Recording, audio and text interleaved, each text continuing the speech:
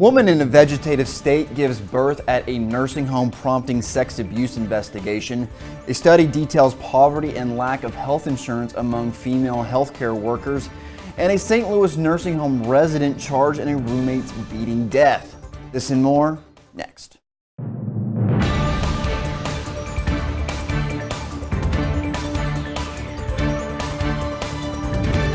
You're watching LTC News with Dane Henning. Welcome to CNA-TV Long-Term Care News. I'm Dane Henning. Today is Wednesday, January 9th, 2019. Authorities have reportedly launched a sex abuse investigation at a Phoenix-based nursing home after a patient in a vegetative state became pregnant and gave birth to a child.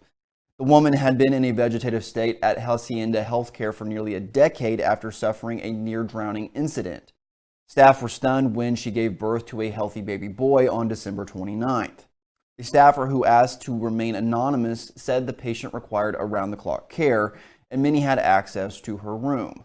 No one has been arrested in connection with the incident, and it's unclear whether the police have identified any suspects. In Arizona, sexually assaulting a vulnerable adult is a felony.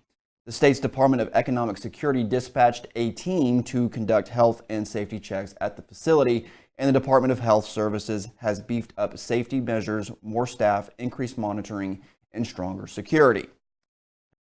A study carried out by researchers at Massachusetts General Hospital, MGH, and the Perelman School of Medicine at the University of Pennsylvania finds that low wages and poor benefits leave many female healthcare workers living below the poverty line.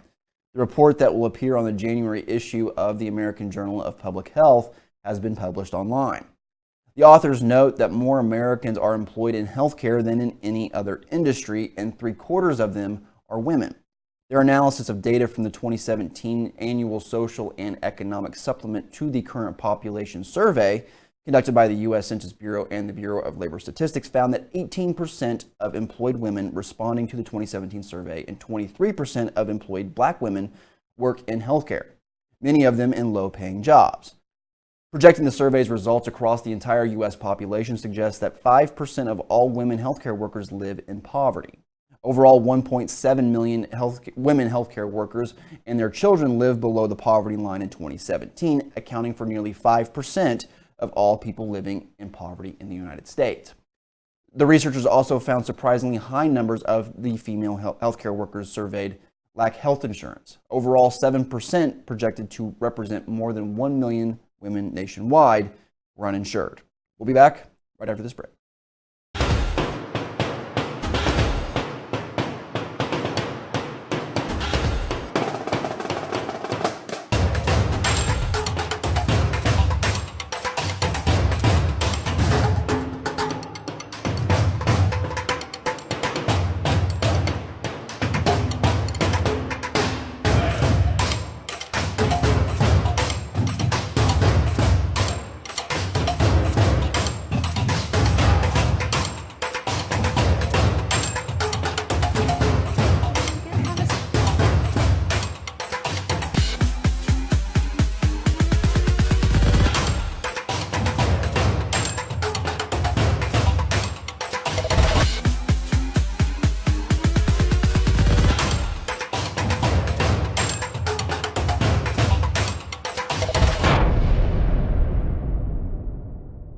A man in his late 60s is dead after an assault at a St. Louis North County nursing facility.